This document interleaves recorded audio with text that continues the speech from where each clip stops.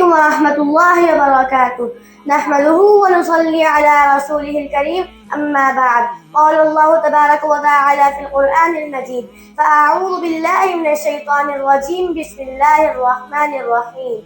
يا أيها الذين آمنوا كتب عليكم الصيام كما كتب على الذين من قبلكم لعلكم تتقون. صدق اللہ العظیم. محترم سامعین، اساتذہ اکرام اور میرے ساتھیوں، اللہ تعالیٰ کا لاکھ لاکھ شکر و احسان ہے کہ اس نے مجھے آپ حضرات کے سامنے نہایت ہی متبرک عظیم الشان ماہ رمضان کی آمد پر چلے میں تقریر کرنے کا موقع عنایت فرمایا.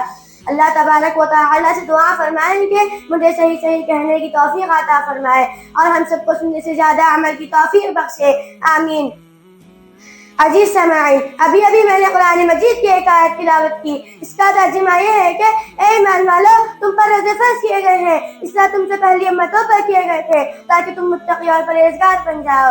حضرات گرامی، رمضان المبارک کا مہینہ اسلامی کیلنڈر کے اعتبار سے بہت ہی مشہور و معروف مہینہ ہے.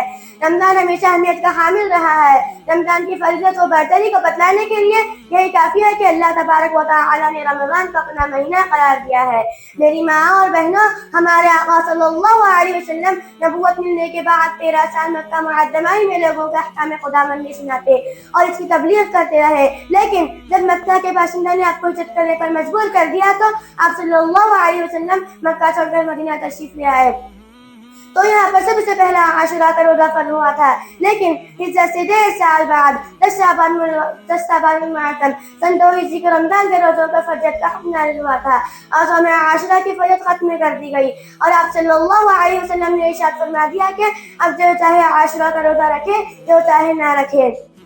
سامعین اکرام، رمضان المبارک کا مہینہ قدرت الہی کی جانب سے تحفہ رعایت کیا ہے. اس کا ایک ایک دن، ایک ایک گھڑی اور ایک لمحہ بھی انتہائی قیمتی اور قابل قدر ہے. اس کی اہمیت کے پیش نظر رسول اللہ صلی اللہ علیہ وسلم رمضان شروع ہونے سے پہلے ہی صحابہ اکرام کو جمع کر تقریر فرمایا کرتے تھے اور رمضان کے اوقات اور اس کی قدر و قیمت سمجھاتے ہوئے اچھے عملوں کا شوق دلاتے.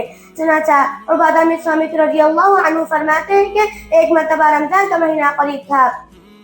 اس وقت رسول اللہ صلی اللہ علیہ وسلم نے ارشاد فرمایا: اے لوگوں، رمضان کا مہینہ آ رہا ہے جو بہت برکتوں والا مہینہ ہے. اللہ تعالیٰ اس میں تمہاری طرف خصوصی توجہ فرماتے ہیں اور اپنی رحمت نازل فرماتے ہیں، گناہوں کو بخشتے ہیں، دعائیں قبول فرماتے ہیں. تمہارے نیکیوں میں ایک دوسرے کو بڑھنے کو دیکھ کر فرشتوں کے سامنے فخر کیا کرتے ہیں، لہٰذا تم خدا کو اپنے نیکیاں دکھاؤ. حضرات، بڑا ہی بد نصیب ہے وہ شخص جو اس مہینے میں بھی اللہ کی رحمت سے محروم رہ جائے. محترم حضرات، ذرا غور کیجئے کہ ہم تھوڑی سی ہی نیکی کر کے اللہ کے کتنے مقبول اور پیارے بن جاتے ہیں کہ فرشتوں جیسی مقدس مخلوق کے سامنے بھی خالق دو جہاں ہمارا تذکرہ کر کے فخر کیا کرتے ہیں. بخاری شریف کے ایک حدیث میں ہے کہ من صام رمضان ایمانا واحتسابا غفر له ما تقدم من ذنب وفي روایت وما تأخر. پیغمبر علیہ السلام نے فرمایا کہ اس نے ایمان کے ساتھ رمضان المبارک کے روزے رکھے، اس کے اب تک کے تمام گناہ بخش دیے جائیں گے. یعنی جو گناہ ہو چکے ہیں اور جو آئندہ ہوں گے وہ تمام گناہ بخش دیے جائیں گے. اسی طرح محمد عربی صلی اللہ علیہ وسلم نے ارشاد فرمایا: سید الشہور رمضان، سب مہینوں کا سردار رمضان ہے، کیونکہ رمضان اتنی خصوصیات کا حامل ہے کہ اس سے یقیناً دوسرے مہینے قاصر ہے. شب قدر، جس کو قرآن نے خیر من الف شہر کہا ہے، وہ اسی کی گود میں پایا جاتا ہے. قرآن مقدس کا نزول آسمان دنیا پر اسی ماہ میں ہوا. ثواب کی کثرت، مبتلا عذاب کی خلاصی، شیطانوں پر پابندی، توفیق و اطاعت جیسی نعمتوں کا نزول رمضان کی زیارت کے لیے کافی ہے. رمضان کے دنوں میں معمولی نیکی بھی ان اللہ پہ بنا مقبول و قابل قدر ہوتی ہے. چھوٹی عبادت بھی بارگاہ الہی میں قدر و منزلت کی حامل ہوتی ہے. ان دنوں میں مسلمانوں کا اٹھنا، عبادت کے لیے بیٹھنا، چلنا پھرنا، سونا جاگنا ہر ایک زیادتی یا ثواب کا باعث ہوتا ہے. نفل عبادت کا ثواب فرض کے برابر ہو جاتا ہے اور فرض نماز کا ثواب 70 درجہ بڑھ جاتا ہے. اسی کو لسان نبوت نے فرمایا: اس مہینے میں کوئی نفلی عبادت کرے اس کا ثواب اتنا ہے جتنا غیر رمضان میں فرض تھا، اور جس نے اس مہینے میں کوئی فرض عبادت کرے اس کو غیر رمضان میں 70 فرضوں کے برابر ثواب ملے گا. سبحان اللہ. عزیز سامعین، دراصل یہ مہینہ عبادتوں کا موسم بہار ہے. اس طرح ہر کھیتی اپنے موسم میں خود پھلتی پھولتی ہے، اسی طرح اس مہینے میں عبادتیں خوب کرتی ہیں اور بندوں کو اطاعت کی خوب توفیق الہی ہوتی ہے. یہی وجہ ہے کہ اکثر لوگ اور دنوں کے بنسبت رمضان شریف کے دنوں کا بہت اہتمام کرتے ہیں. کام دھندا، تجارت و صنعت، زراعت و کاشتکاری تو ہمیشہ بھی ملتی ہی رہتی ہے، لیکن رمضان جیسے مقدس مہینہ سال میں صرف ایک مرتبہ ہی نصیب ہوتا ہے. پتہ نہیں کہ دوبارہ ایام رمضان کس کے مقدر میں لکھے ہوئے ہیں اور کس کا مقدر محروم کیا گیا ہے، کسی کو بھی معلوم نہیں. عزیز سامعین، رمضان المبارک ہی ایک ایسا عظیم الشان مہینہ ہے اس میں تمام آسمانی کتابیں نازل ہوئی، اور حتیٰ کہ سب سے آخری اور ابدی کتاب قرآن شریف جسے تمام آسمانی کتابوں کو منسوخ کر دیا، وہ بھی اسی مہینے میں نازل ہوا. اسی خالق کائنات نے فرمایا شہر رمضان الذی انزل فیہ القرآن ھدی للناس.